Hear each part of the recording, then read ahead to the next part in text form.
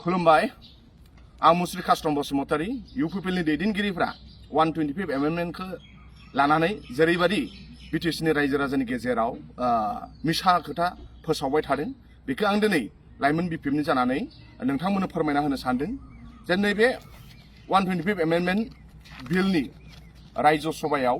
2019 सनाव बिथांमोनहा रायजो सभायाव रिपर्ट होनाय गासै 80 पेज बे रिपर्टआ आं बे रिपर्टखौ टटेलि फरायजोब्बाय आरो बे 2019 आवनो जानायनि खोथा आरो 2019 आव जोंहा यूपीडीएस आरो दिमा हासाव माने दावगा हालाम होननाय जि रिभल्यूशनारि दंमोन जोंहा कार्बी आंलं आरो दिमा हासाव बिथांमोनजों भारत सरकारा एग्रीमेन्ट जादोंमोन आरो मेघालयनिबो माखासे भारत सरकारा बिथांमोनजों रिभल्यूशनारि बिथांमोनजों एग्रीमेन्ट खालामदोंमोन बेनिफ्राय नर्थ इस्टआव 10टा सिक्स शिड्यूल दङ बे 10टा सिक्स शिड्यूलखौ लानानै बिथांमोनखौ मोर पावार खालामनो थाखाय आरो स्टेटआव फाइनेन्स कमिसन दानो थाखाय आरो मोर पावार दानो थाखाय बिथांमोना बे 125 एमेन्डमेन्ट बिलखौ खालामदोंमोन बै समाव भारत सरकारा 10टा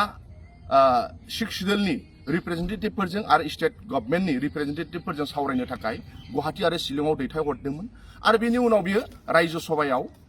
होनाय रिपर्ट 2019 सनाव आं बिथांमोननो बेखौनो फोरमायनो नागिरदों जे बिटिसिआ दिनै मोर डेभलप आरो मोर पावारफुल कार्बी आंलं जिल्ला काउन्सिलनि इलेक्शन जायो बेखौ डेपुटि कमिशनारासो खुङो स्टेट इलेक्शन कमिशनारा खुङा ओरैहाय दिमा हासावनिखौबो बिथांमोननिखौ डेपुटि कमिशनारासो खुङो स्टेट इलेक्शन कमिशनारा खुङा गुबुन गुबुन सिक्स शिड्यूलनि इलेक्शनफोरखौ स्टेट इलेक्शन कमिशना खुङा जोंनि बिटिसिनिखौ स्टेट इलेक्शन कमिशनारा खुङो दा ओंखायनो जोंनि बिटिसि बादि जानो नांगौ बिटिसिआ मोर पावार बिटिसिआ मोर रिप्रेजेन्टेटिभ दङ ओंखायनो बिटिसिनि मडेल लानानै कार्बी आंलं दिमा हासाव त्रिपुरानि ट्राइबेल काउन्सिल मेघालयनि मोनथाम काउन्सिल मिजोरामनि मोनथाम काउन्सिला बे 9टा काउन्सिला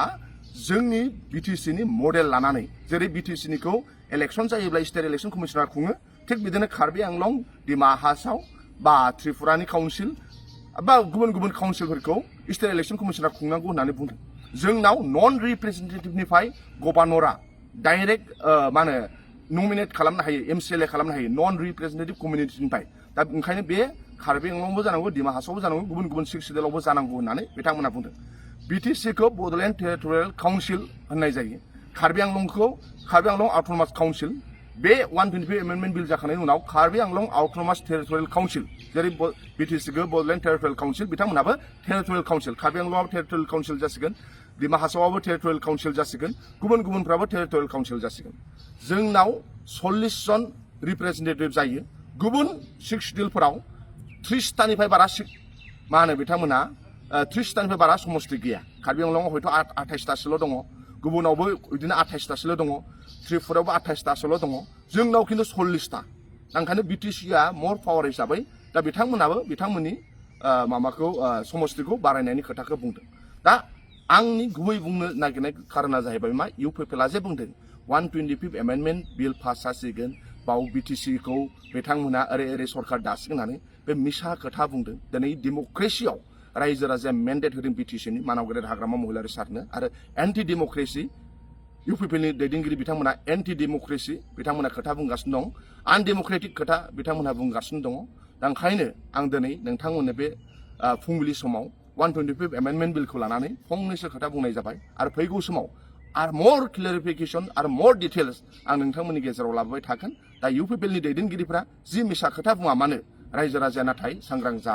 इन्टारनेटआवनो दङ 125 एमेन्डमेन्ट नोंथांमोना डाउनलड खालामनानै जाय लेखा गोरों जाय दिनै लाइमोनफोरखौ इउपिपिएलनि दैदेनगिरिफ्रा मिसा खोथा बुंगासिनो दङ आं लाइमोनफोरखौ इन्टारनेटआवनो थांनानै गुगोलाव थांनानै 125 एमेन्डमेन्टखौ एसेब्लाबो फरायनो थाखाय खावलायनाय थाबाय जोंनि थाखायबो मोजां जायो जोंहाबो मोजां डाइरेक्ट फाइनेन्सआ जोंना डाइरेक्ट जुदि फाइनेन्स जायोब्ला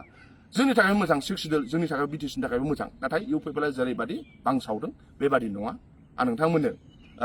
दिनै बे फुंबिलि समाव फंनैसो फोरमायहरनाय जाबाय गोजोन्थों थेंक इउ